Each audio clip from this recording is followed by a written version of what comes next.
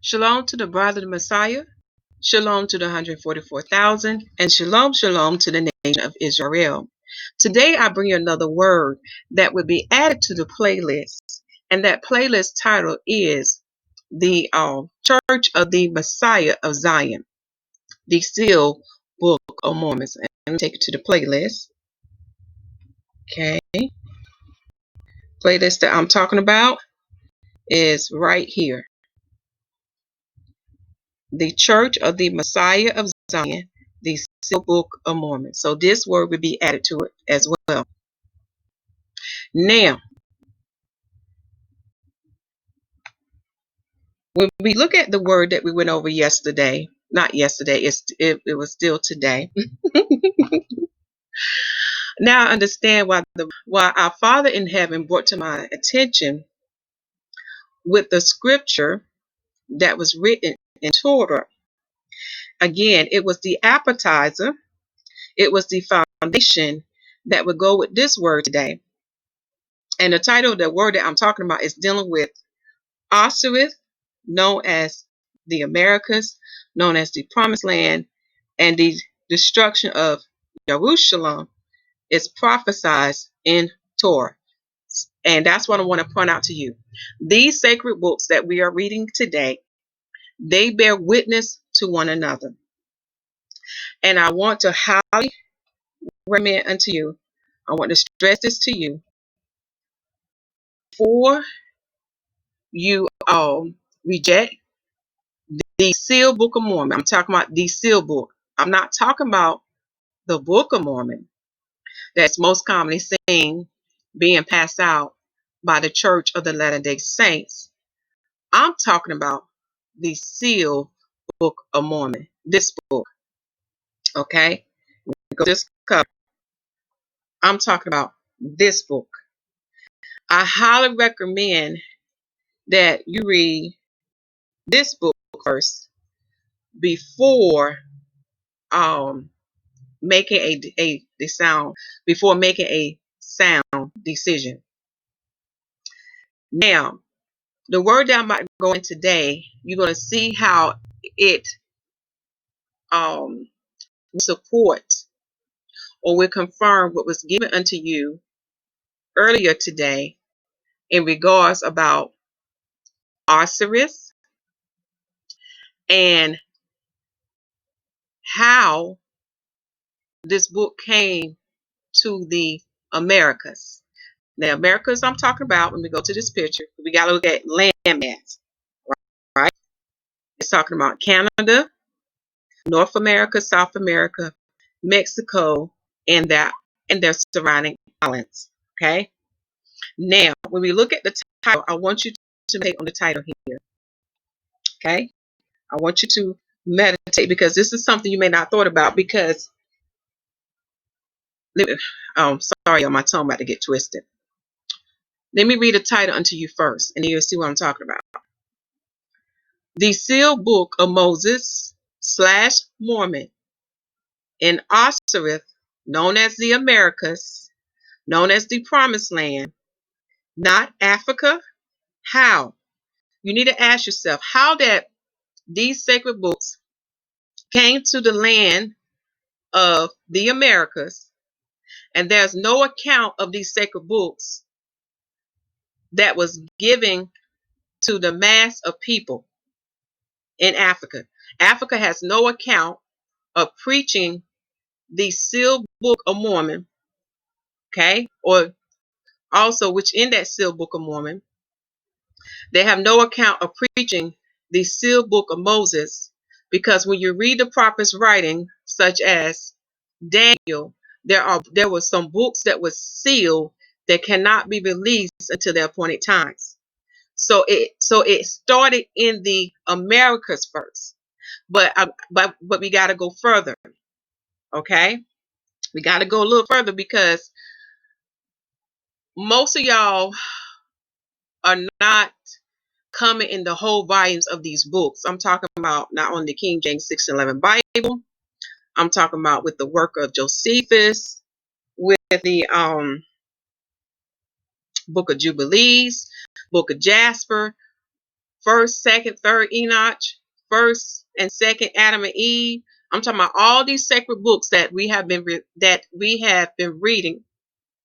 And one of the greatest example of these books that is meant for us to read, you need to look at the Jews in the land of Ethiopia. They was given the books that was ordained for the masses to read. They have a list of these books, which will prove unto you what the Europeans did. They was the one that went in these books and decided what the masses should read. Okay, you can Google what I'm saying. Look up the Jews of Ethiopian Bible. Okay, it's under the Orthodox Church, and you will see the list of books that was ordained for the masses to read. Because if you have read the Bible and some of those books, or if you just have read the Bible only, when you begin to read the sealed book of Mormon, I'm talking about the sealed book, you will see how that book bear witness to the Bible. All these books gonna go hand in hand. Okay.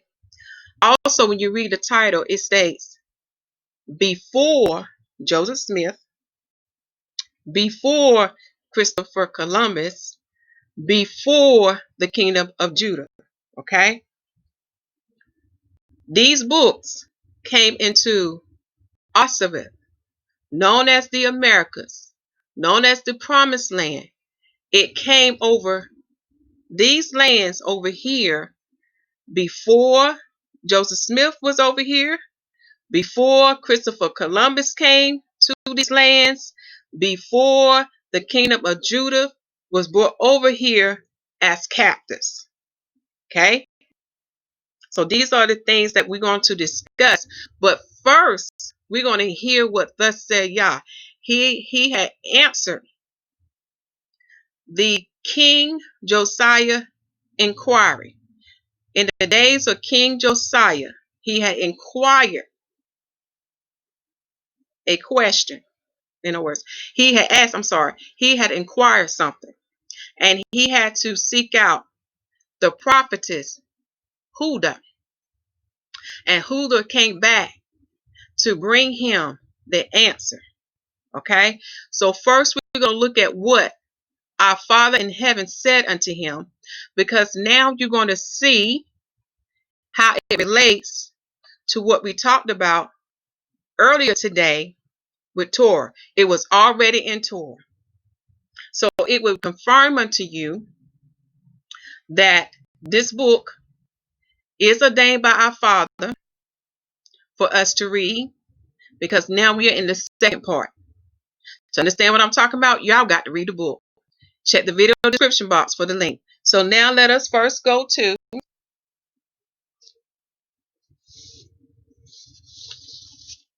we're going to go to the sealed book of Moses. That's what we're going to go to first. And we're going to start with the chapter summary first. We're going to start with chapter 1 summary first. Okay.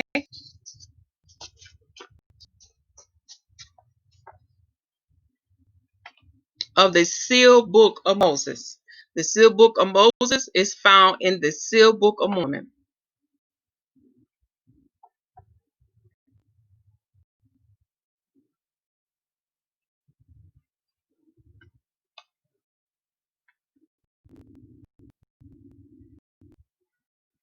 So we're going to start in chapter 1, but we're going to be heavily in chapter 2.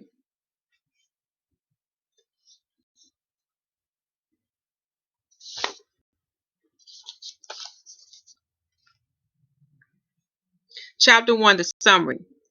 And these words were spoken unto Moses in the mount, whose name shall not be known among the children of men. And now I, Mormon, will make according to Yahuwah's command only a summary concerning the priesthood of the Son of God. To the believers in the first set of books I wrote, and that was open in the records of these plates, which was compiled by me as being the Book of Mormon. For Moses bare testimony of this to the chosen nation of his time. But because of iniquity, it is not found among children of men. It was sealed by Moses, and in the latter days of time was concealed by the Levites in a place called the Most Holy, under the altar that sustained the Ark of the Covenant. When at last they were found before the destruction of Jerusalem and brought to this land of promise by our patriarch Lehi. I want you to take this time now to pause your screen to meditate what I read unto you, because we're going to come back to chapter 1, okay? Because I need to go to chapter 2 first so you can hear what thus saith Yahuwah, okay? We'll go to chapter 2 and we'll come back to chapter 1.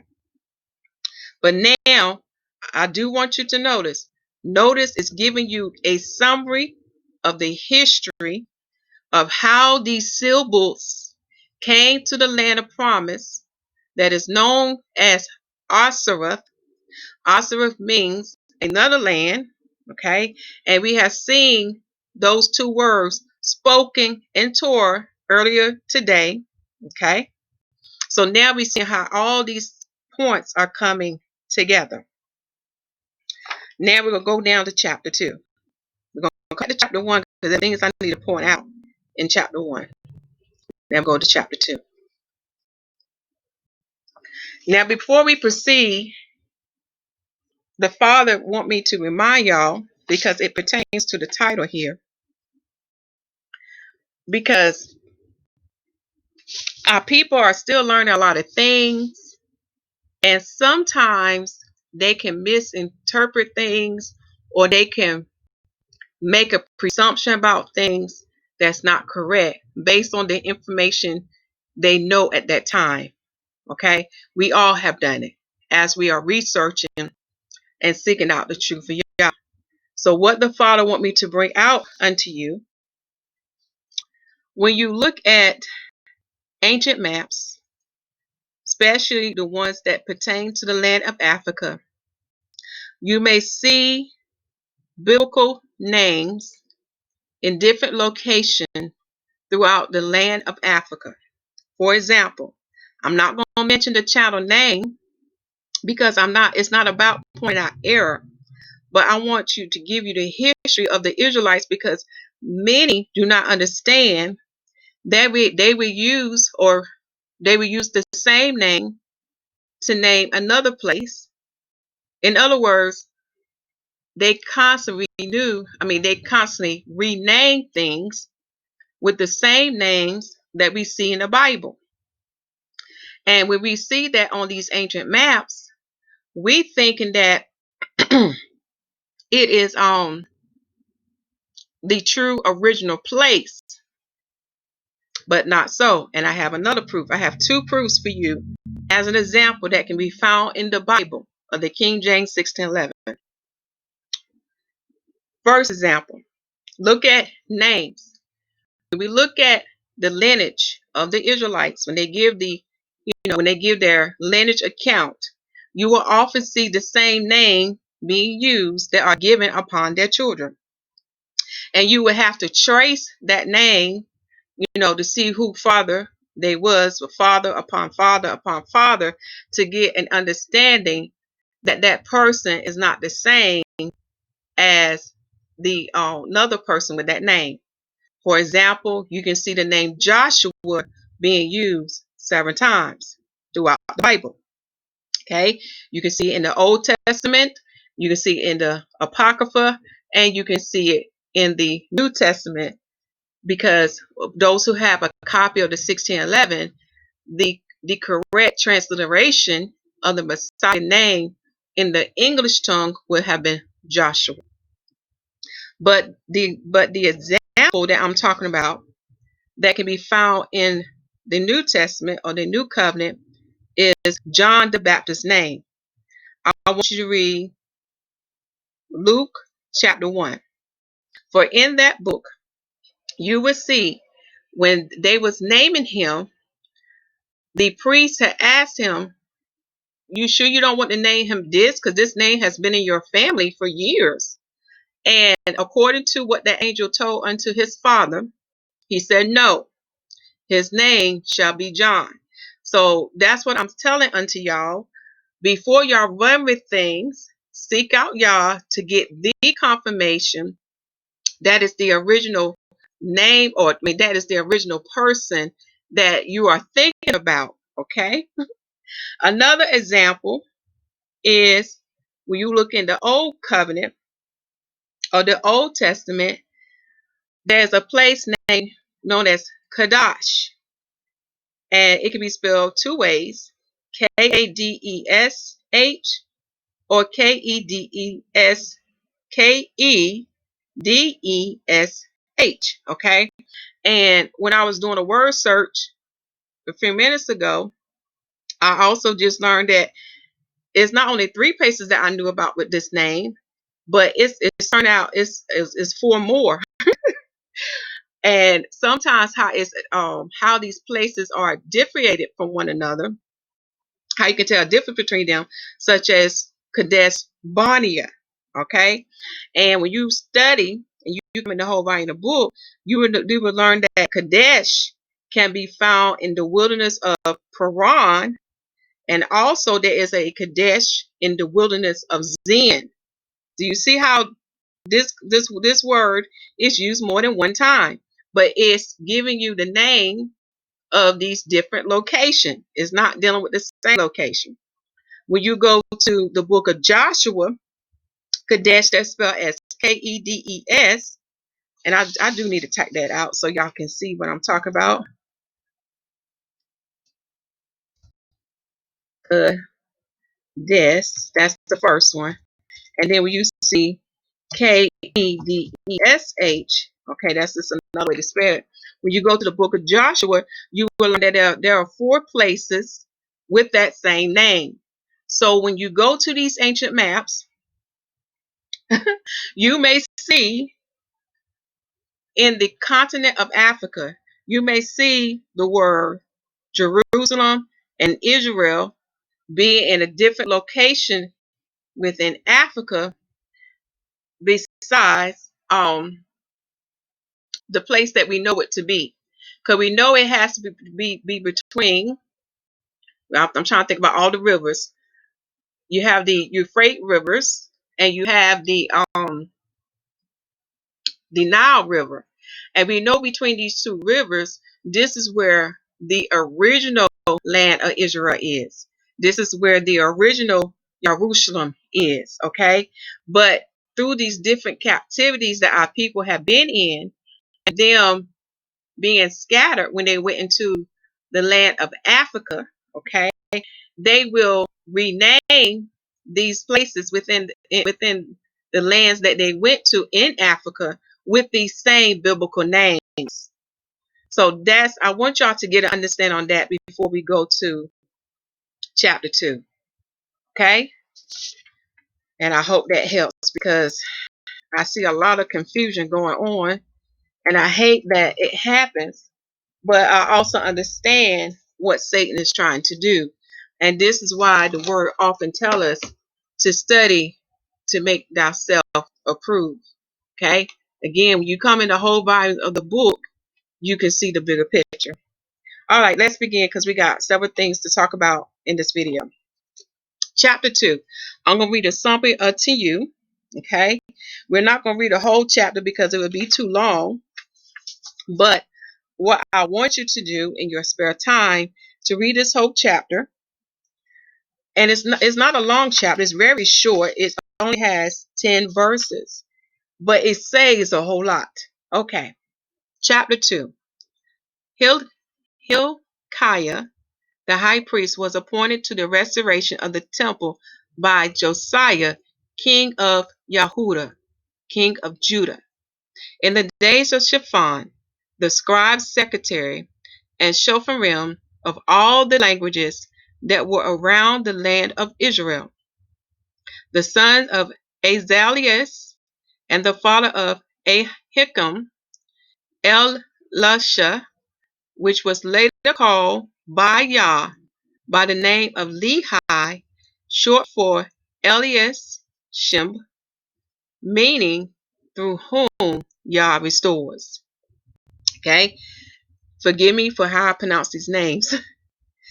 and Jemiah and Zaniah. During the restoration of the temple, Hilkiah find the own book of the law of Yahuwah, and together a scroll sealed by the signet ring of Moses himself, hidden under the ark in the temple by the first Levites. And that's something you want to highlight because it's giving you a time period when they found these sealed books. And notice it happened in the days of King Josiah. Now, I know what some of y'all are thinking already. Some of y'all jumping here. Yeah, so see, it's in Africa because Israel in Africa, so they found it there and they gave the account there. No. You have to read whole chapter 2 because remember, the key word that it has to be given to the masses of people. Okay? So when you read chapter 2, you're going to see what they do. All right. Hilkiah delivers both the books he found to Shaphan, who reads the sealed manuscript to the king. Upon hearing the reading of the book, King Josiah rends his garments because of the abominations foretold in his record, which for fear that one of them will occur in his day. Now you want to highlight that because this part go in hand or what we discussed earlier today dealing with Torah. It is written in Torah. It's already there. Who wrote Torah? Moses. Moses gave us a little piece of it, okay? Right before our eyes, but yet hidden, but can only reveal by the Spirit of Yah. Let us keep going. So I'm going to read that part again.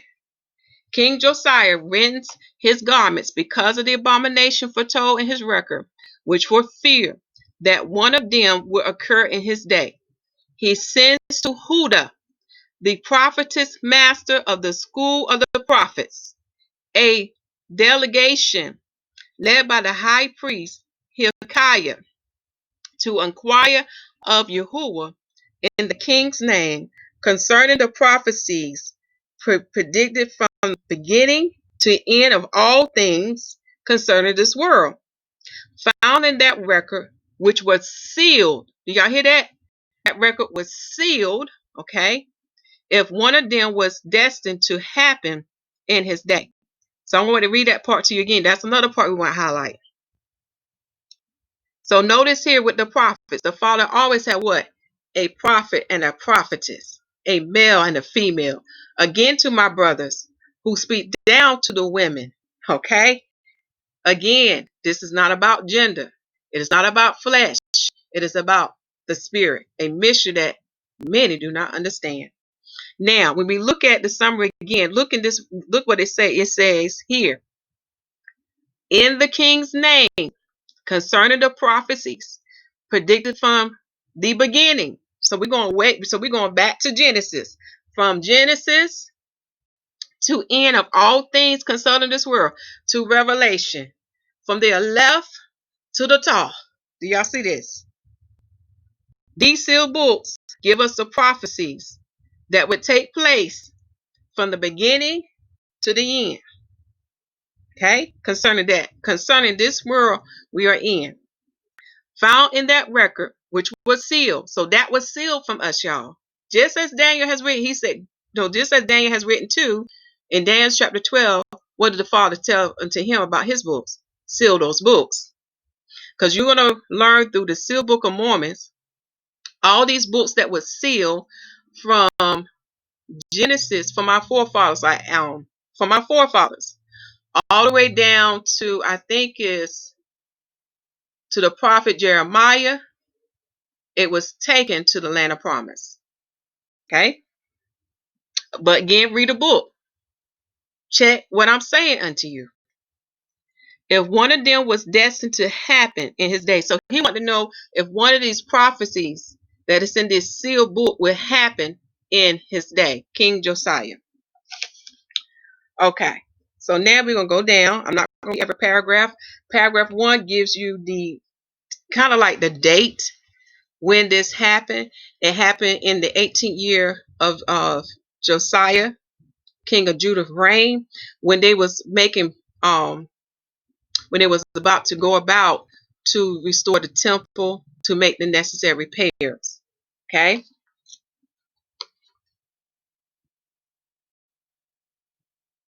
When you look at paragraph 2, it gives you the information on who found these seal books. For you see in verse 2, it says that the high priest Hilkiah said, I found the book of the law of Moses in the house of Yahuwah. Okay. So that's something you can read in your spare time. And that law and that book that he found, it was sealed by Moses' own ring. Okay, sealed by Moses' own ring of seal. All right.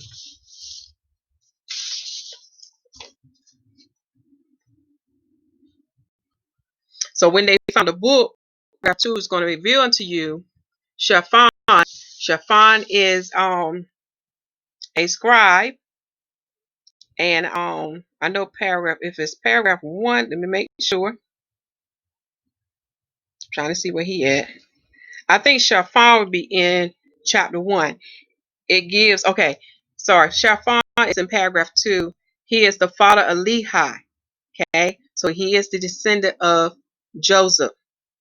Okay, Jacob's son, Joseph. But it also, I think chapter 1 gives Shaphan position in the kingdom of Judah. Now notice that first they are in what? Jerusalem. Where's Jerusalem? Jerusalem is on the continent that the Europeans today call Africa. And Jerusalem is between the Nile River and the Euphrates River, within those boundaries. Okay? That's the Jerusalem I'm talking about. Again, on YouTube, you're gonna find many people saying where Jerusalem is. All right? But if they have an ancient map that shows a different place of Jerusalem, if they bear the same name, remember when our people were scattered, they would name those places that they are scattered to with those biblical names. So again, you have to do your due diligence to get the original place that we are thinking about. And I want to make this clear. I'm not saying that the Americas, the promised land, is Israel. I'm not saying that, because the book don't say that. So I'm telling unto you, I don't know how in the world people had got that, what's the word I'm looking for? Had gotten that interpretation, because it's a false interpretation. Because when you read a book for yourself, it doesn't say that. It just says a promised land. It was given to the 10 lost tribes. So he brought the 10 lost tribes over here. Okay, let us keep going. Now we're going to look at paragraph 3 and 4. Going to tell you how it was brought to King Josiah and know what take place. Okay. Now paragraph 5 is going to expound how he tore his garments. And I want to read part of that. So in paragraph 5, when he heard the book of Moses, this book of the law, this is King Josiah, okay, he tore his own garments, because among them were prophecies foretold by Yahuwah to Moses. Where did this take place, y'all? Do y'all remember? Go back to the book of Exodus. When the Father brought Moses up to Mount Sinai, he took him to heavenly Zion. Okay? So these prophecies were foretold by Yahuwah to Moses concerning all things related to the priesthood of the Son of God. Okay? Related to the priesthood of Adam. Okay? Who is Adam? The Son of God. All things related to the priesthood of the Son of God, and the consequences that fell upon the people of the covenant whenever the elders of the house of Israel disrespect their investor to the priestly position. You want to take this time to highlight that. Okay?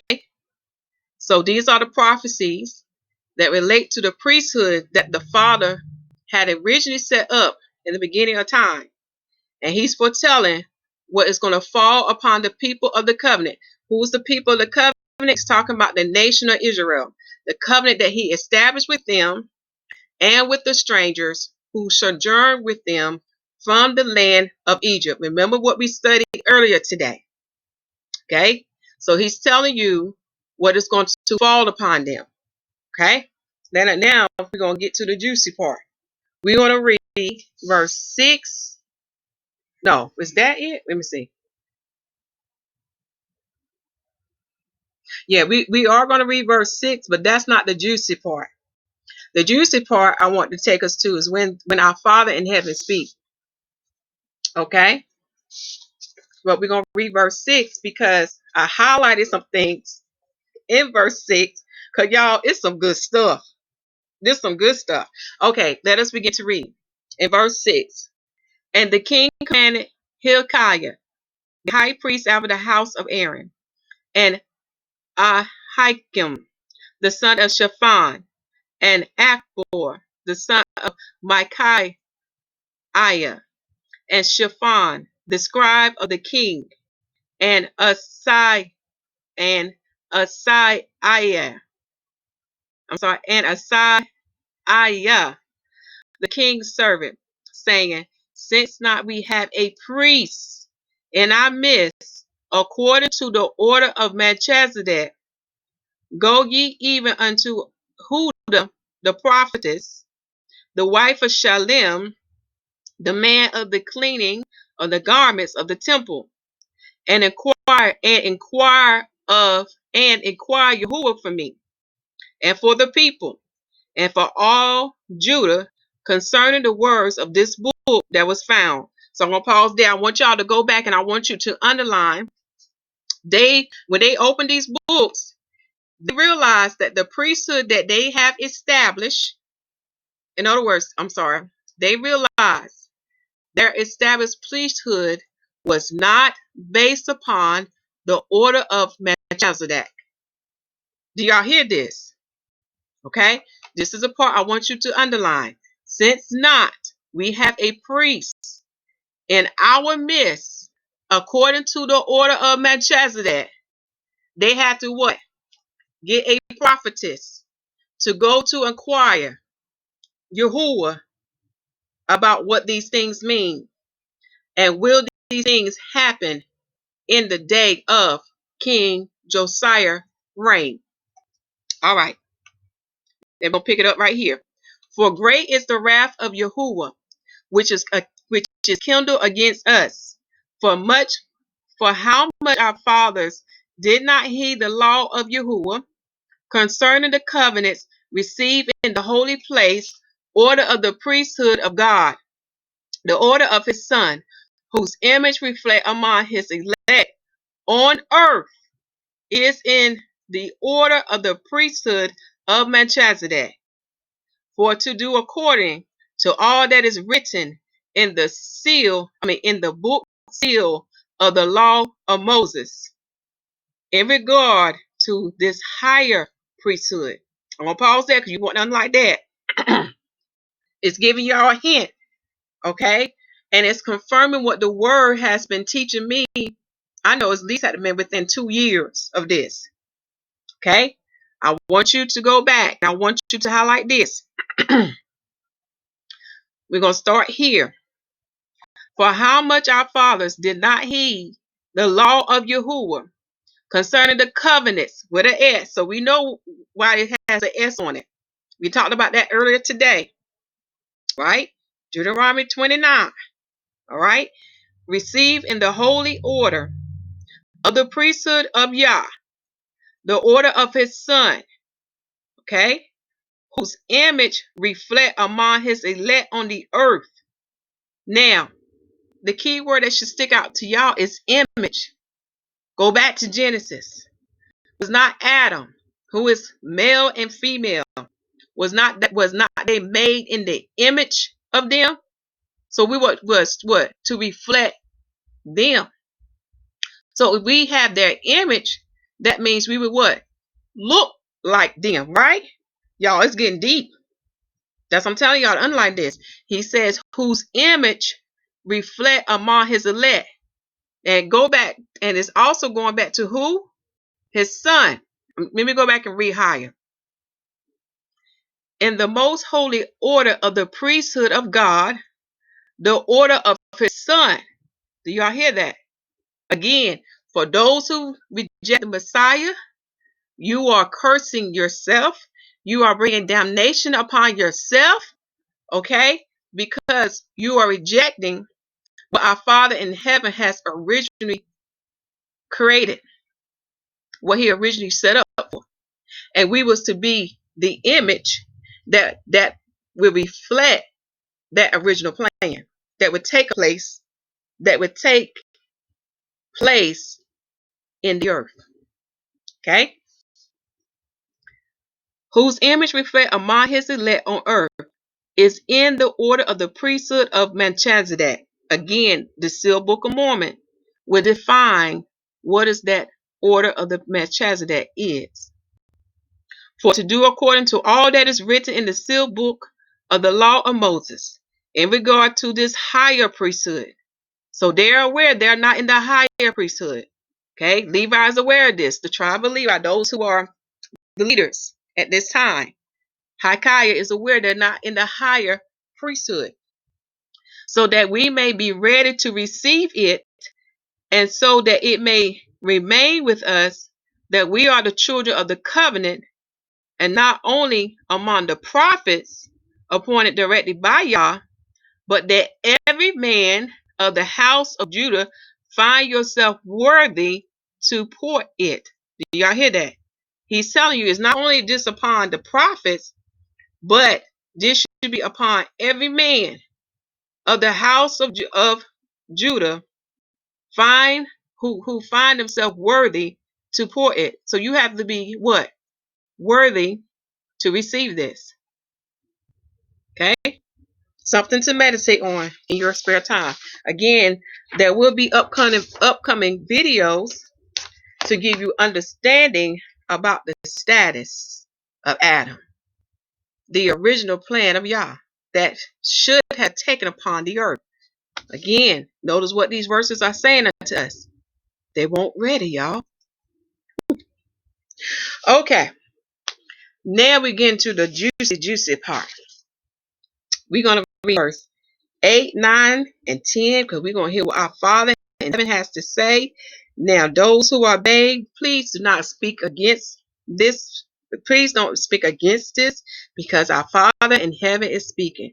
Now, this is the part where Huda, the prophetess Huda, go and inquire Yah for Josiah if these prophecies that they read will happen during his time of reign. Okay, so we're going to start in verse 8. It happened then that when they told Huda these things, she said to them, Thus saith Yahuwah, the God of Israel, tell the men that have sent you unto me, Behold, I will bring evil upon this place. Now, what is the place that he's talking about? Jerusalem. Deuteronomy 29, the book of Joel, the gospel. Look at what the Messiah says. Look at what the prophet says. That place that he was going to bring an evil upon is Jerusalem. Let us continue to read. I will bring evil upon this place and upon the inhabitants thereof, to know all the words of the book that was read to the king of Judah.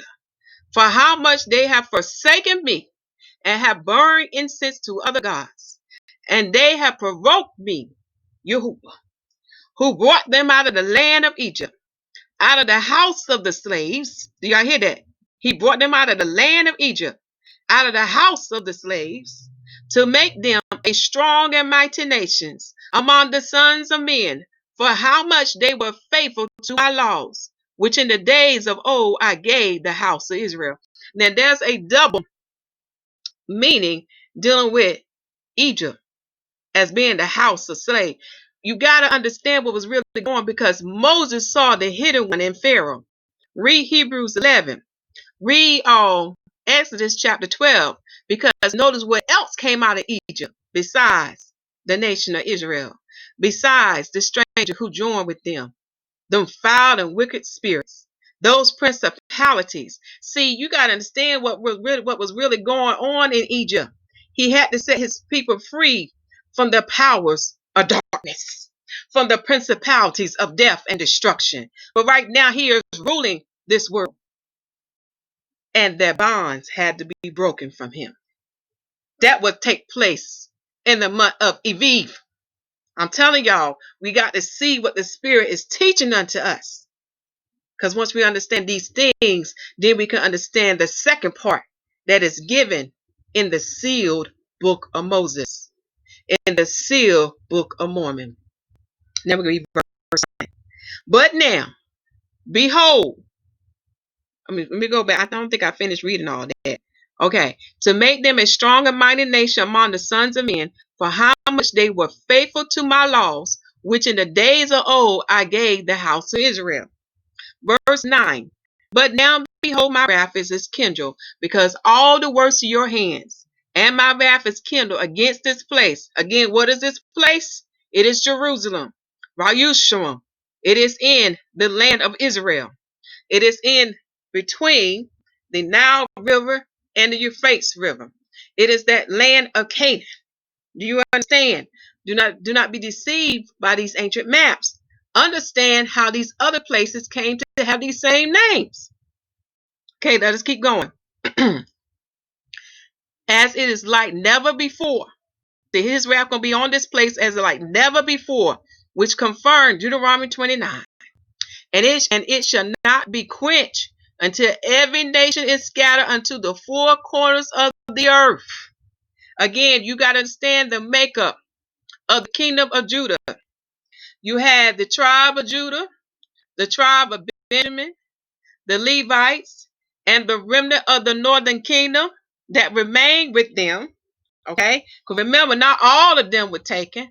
Only those who dwell in the land of Samaria was taken. All right, to the land of promise, known as Arsareth, known as the Americas. Okay, because they had a great way to go, and it took a year and a half to get there.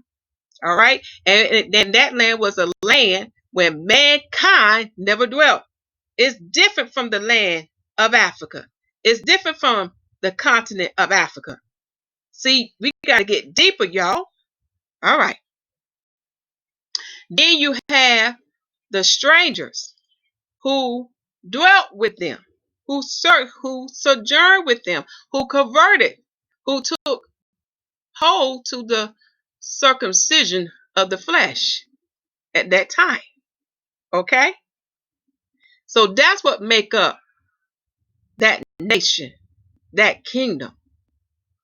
Again, you got to come on the whole volume of the book. That's evidence in the Old Testament of what I'm saying unto you.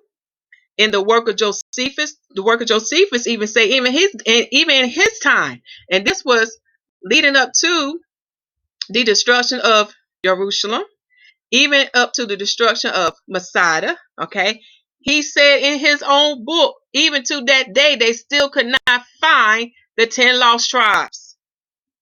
Okay, and remember, our people by the time that Josephus came on the scene, they were scattered throughout the old world, including in Africa.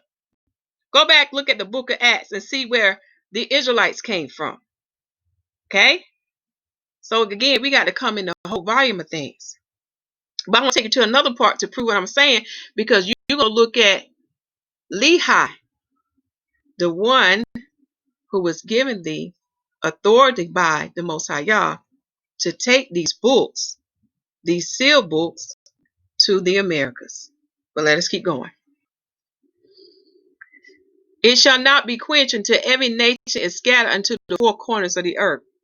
Nonetheless, so shall ye say to the king of Judah, Thus saith Yahuwah God of Israel, concerning the words which thou hast heard, for how much your heart was tender and humble before Yahuwah your God, when you heard the account of my servant Moses, Moses, who foresaw all things concerning this world and its inhabitants in a single instance. Now you want to underline that. Moses saw what was coming. Moses saw the end. Okay. Also notice, look at the heart of King Josiah. Look at how humble he was. He didn't have a heart. He did not have a heart against Yah. Okay. We read this part again then with Moses. When you heard the account of my servant Moses, who foresaw all the things concerning this world and its inhabitants in a single instance, and can read the things that were to come to take place against this place, because they did not endure the most holy order of my priesthood. Do y'all hear that? Israel did not endure the most holy order of his priesthood. Remember, it was the kings and the priests who led the nation of Israel. And the tribe of Levi shall bear that shame. You need to read Ezekiel chapter 40 to 48. Look at verse 43 and 44 and see what would take place to the tribe of Levi in the eternal kingdom, the kingdom that would be established in the earth, and see how they would bear the shame of what they did. So let me read this part again. Because they do not endure the most holy order of my priesthood, which is according to the order of my son. For how much was taken from you from the days of Moses, my chosen servant, and they sought him no more in the matter in, and they sought him no more in his manner of life, accepting with haughtiness a minor priesthood in relation to things that has been reserved for them, but they have not been able to endure them to this day. So see, even the days of Moses, the children of Israel didn't even seek him to see, well, is this all that our father has to say? Because again, their heart won't right. They was haughtiness. Okay? Now verse 10. I'm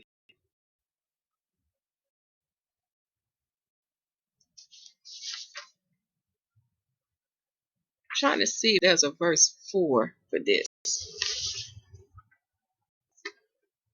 Okay. I know where that came from. Sorry about that, y'all. Verse 10. These are the days when I lift up my hand against its inhabitants, that there may be desolation and cursing among them that profess to be my priests in the land which I have assigned to your ancestors. Again, what is that land? The land of Canaan, which is known as the land of Israel. Okay? And notice what he said he would do through the prophets. All the prophets talk about this. Joel, Isaiah, and I think even Jeremiah talks about this desolation that would come upon the land of Israel. Okay? Because we saw that it's in Torah first, in the beginning of all things. And we also saw that the Messiah touched on this. And I forgot to mention another part. Remember what the Messiah said from the blood of his prophets being spilled from the days of Abel to already to the day of that last prophet that he mentioned, that generation shall receive that great evil. Okay, so let me read this part again. That there, that there may be desolation and cursing among them that profess to be my priests in the land. See, y'all don't play. Okay, so there's going to be a desolation and a cursing. Okay, in the land which I have assigned to your ancestors. So we made that clear what land he was talking about. He's talking about Jerusalem, in the land of Israel. But as for thee, O king of Judah, for how much you rip your garments, and you cry before of me, Yahuwah, that also I will not abandon you completely. And behold, I, Yahuwah, will gather you to your ancestors, and thou shalt be brought to thy grave in peace, and thou eyes shall not see all the evil that I will bring upon this place. So he spared seeing that great evil because of his heart. Okay, now I'm going to take you to the final part, and it's in chapter 1, to confirm unto you You will not hear any account of the sealed book of Moses being preached to the masses in Africa during the time of the 10 lost tribes. Starting from that time, okay? Because I know how the devil is. He'd be funny. So they say they're doing it now. I'm talking about a certain time period that would be leading up to today. Let me go back to this book here.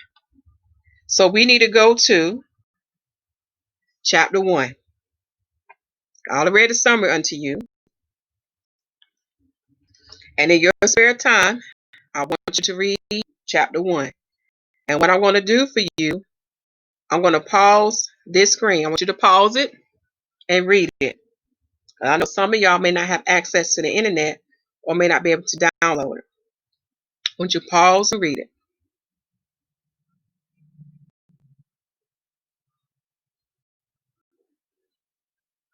Pause and read it.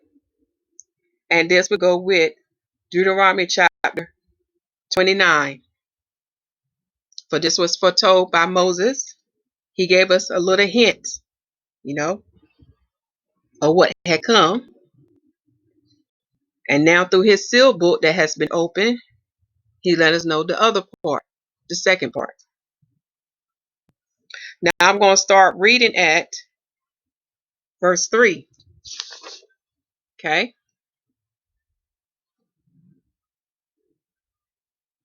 I'm trying to see if I need to go down anywhere else.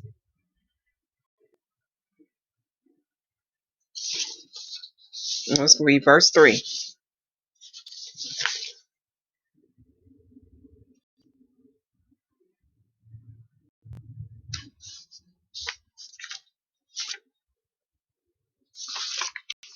Sorry about that, y'all. I was trying to get my pages straight to make sure I got everything in its proper order. Okay, I'm going to read at verse 3. I do not therefore write all the things that have already been summarized and compiled by me, Mormon, in the book of Lehi, and which details everything in his record since his life in Jerusalem, and the reason that made him cross the great waters until he comes along with his family to this promised land. Now, this is a part that I'm talking about. You want to underline that Lehi, okay, was the one sent from Jerusalem to take these sacred books, all right? And notice that he had to cross great waters, all right? And he traveled with his family to get to the promised land. What is the promised land? It is dealing with Arsareth, known as the Americas, another land which go in hand what Deuteronomy 29 was telling you about. Okay? Verse 4. I do, however, give a reliable account of the events that began to occur in his days in Jerusalem concerning the sealed book of the great Moses. Now, another part I can go to that is a part, because like I said, y'all got to read the whole book to see how this book came to be in the Americas and why we don't see an account of this being preached to the masses in the days of the 10 lost tribes in Africa. Okay? The next part I want to take you to, let me see here.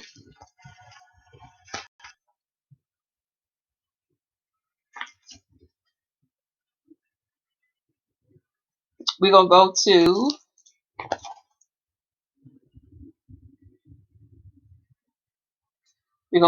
the words of, we're going to go to, sorry y'all, the words of Moroni.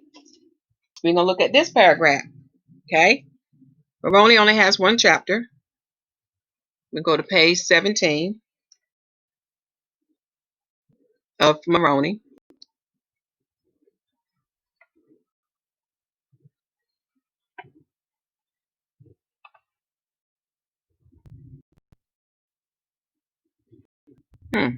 Ain't that something? I know if it came on my page, it would let me know, but okay. I can do it another way. Okay, let me bring this back up because I know that's not it. Okay, now I'm see where I'm at. And we're going to page 17. This is page 17. We are in the book of the words of Moroni. And we look at verse 30.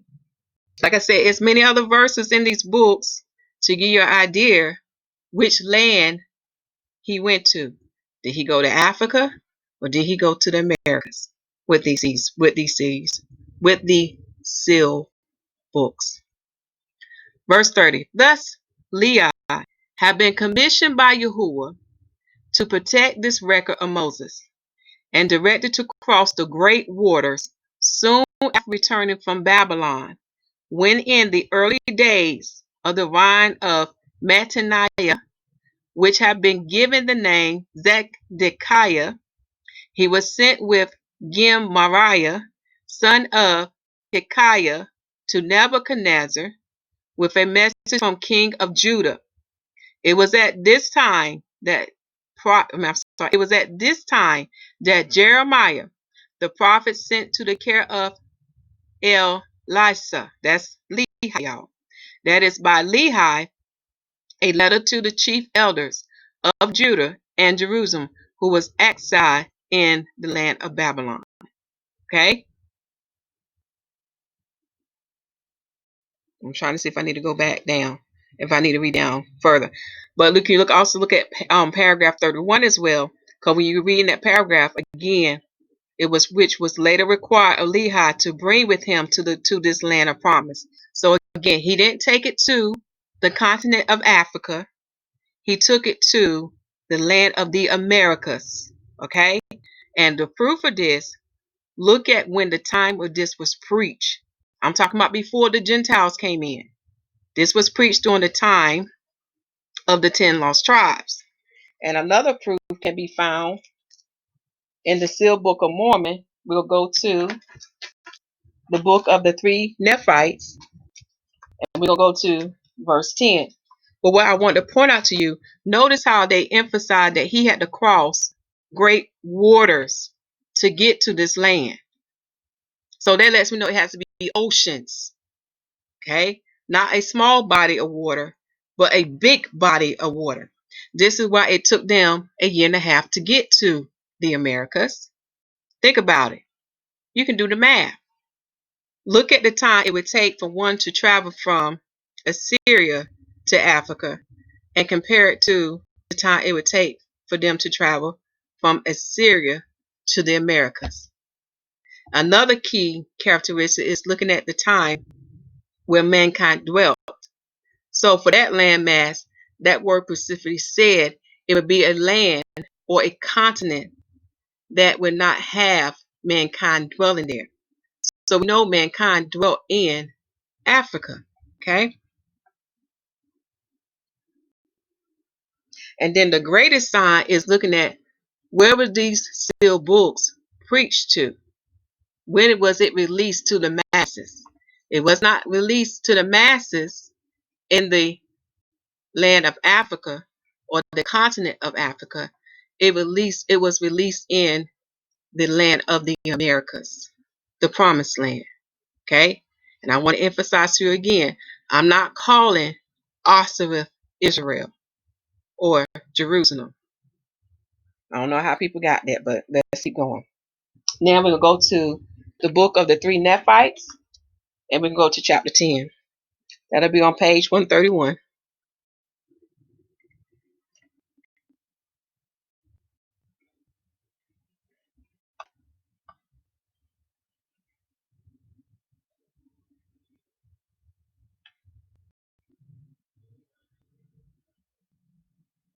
And we're going to look at verse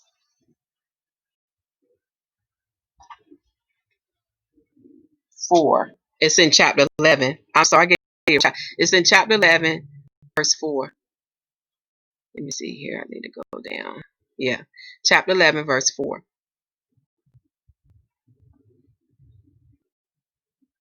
And this will go with the book of John, chapter 10. And we'll go there briefly, and then we'll close all this out. People of entirely different social and cultural backgrounds, just like us, that we were introduced beyond the great waters by our ancestors who came with Lehi. Lehi is a descendant of the son of Joseph, who is the son of Jacob. Okay, so they came by the great waters. I'm sorry, we read this stuff again. Beyond the great waters by our ancestors who came with Lehi, and his family to this land of promise. What is that land of promise? It is the Americas. And notice what's going to take place. To compose to those other sheep of whom the Messiah spoke, when he would have to seek also for the purpose of uniting us into one fold under the command of one shepherd, having one heart and one soul, and possessing all things in common. This is in the three books of the Nephite, chapter 11, verse 4. I'm going to take you to the King James 611 Bible, because it's with John chapter 10.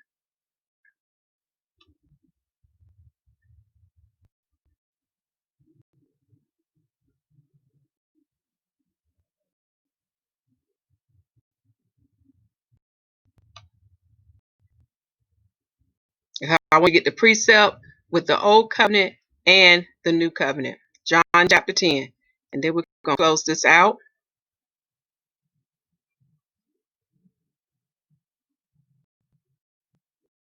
In your spare time, I want you to read the whole chapter. But for the time in this word, we can go straight to the verse. And this is the Messiah himself speaking. I will read the chapter summary, for it says, the Messiah is the door and the good shepherd. Divers opinions of him. He proveth by his works that he is the Messiah, the Son of God, escapes the Jews, and went again beyond Jordan, where many believe on him. Then we're going to go down to verse.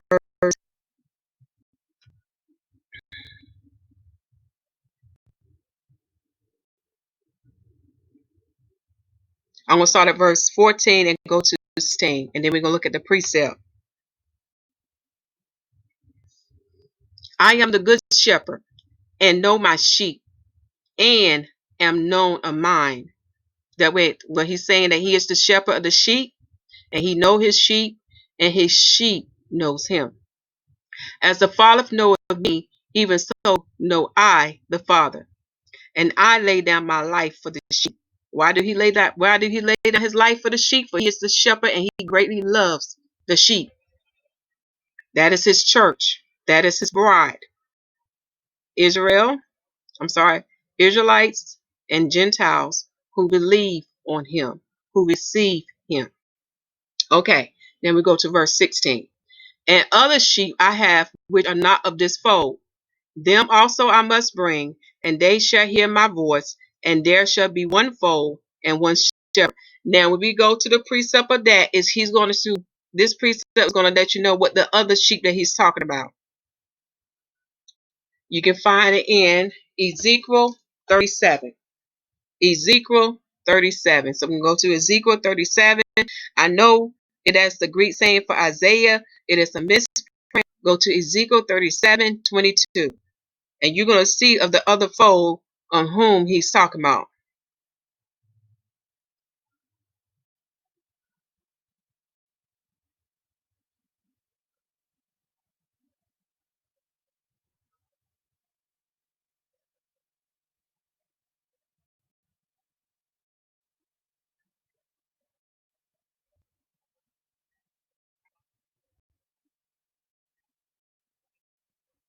You're going to see this chapter summary of 37. It says, Ezekiel 37, by the resurrection of dry bones, the dead hope of Israel is revived. By the uniting of two sticks, it showed the incorporation of Israel into Judah, the promises of the Messiah's kingdom. Now, verse 22. For it says this,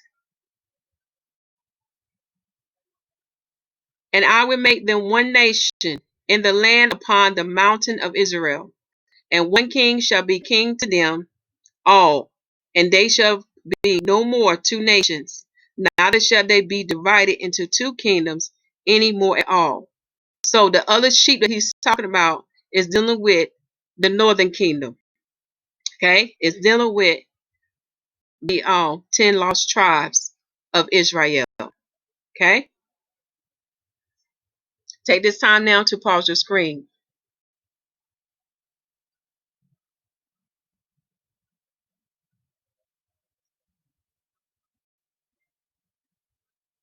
And I do want to read verse 19. So you can see that a stick was given unto Joseph, and a stick was given to Judah. And what represent these sticks now, you can see the part that was given unto the southern kingdom, that is the Bible, the word, and that went forth throughout all nations. And now we can see the part that was given unto the northern kingdom, the 10 lost tribes, which is the Book of Mormons. We have the Book of Mormon, the Sealed Book of Mormon. We have, and there's other books too, such as Doctrines and Covenant. I mean, I can't remember all the names of those books, but they too have their books too as well. And when we bring these parts together, then you can see the bigger picture. Again, I love how the Father covered the whole world. He used these two kingdoms. He had one kingdom to cover the whole world and spread it out, the gospel. Then he had the northern kingdom to cover the new world to spread out his gospel as well. So he covered the whole world with spreading out the gospel. And which correct that the Europeans didn't bring the gospel. It was the Israelites who brought the gospel to the Gentiles. And from that point, it spread it like wildfire throughout the whole world. Do y'all see how these two sticks, parts, will come together and they'll be one? So I got to read verse 19. Say unto them, thus saith Yahuwah God, behold, I will take the stick of Joseph, which is in the hand of Ephraim, and the tribes of Israel his fellows, and will put them with him, even the stick of Judah, and make them one stick, and they will be one in my hand. Mm, mm, mm. Now, you go to Amazon, because I know the naysayer. There are many books written by the Europeans who would confirm the natives that they met over here are of the 10 lost tribe. It's too much evidence we have over here. Also, when Columbus came over here and he reported back to Queen Elizabeth, when she asked him what they looked like, he said they looked like Ethiopians. See, y'all, we got too much history, too much proof that Arsareth is the Americas, but I know the naysayers. And what that book prophesies about y'all gonna receive that. If you do not want to receive what is given in the second part, the rest will be taken from you. To understand what I'm saying, you got to read the book, and I'm not gonna give it to you. All right. So on Amazon, that is a book called The 10 Tribes of Israel, or The True History of the Northern American Indians by Timothy R. Jenkins. That will prove unto you. Then I see also other books, such as The 10 Tribes of Israel, historic identified with the Aborigines of the Western Hemisphere. Do you see this? So there are many books here that would give you proof. Here's another one. The Quest for the 10 Lost Tribes of Israel to the Ends of the Earth. All right. So, y'all, we got too much proof out of here. Again, it depends on your heart. Is your heart hardened or unhardened? All right, I done said enough in this video. I hope you enjoy. Now we begin to understand how the sealed book of Moses and which is in the sealed book of Mormon came to the Americas and not in Africa. We begin to understand how it started being preached to the masses in the Americas and not in Africa. That is your proof and your sign, the greatest sign to show you where Arsareth is. Follow the books, follow the word, follow the seal. All right, which confirm that these sealed books was in this land of promise before Joseph Smith came here, before Christopher Columbus came here, and before the kingdom of Judah came here. And I bid y'all shalom. Continue to preach that the kingdom of heaven is at hand, for we are in the end. And soon the Messiah shall establish his church of Zion upon the earth, which is in Zion. Okay? He's going to establish it in Zion when he reigned for 1,000 years. So if you want to be a part of that, make sure you receive the salvation of Yah, which is Yahusha HaMashyach. And once you receive that, seal the covenant with the water baptism. For the Lamb and his apostle set the example of the water baptism and the Holy Spirit baptism. And I bid y'all a shalom.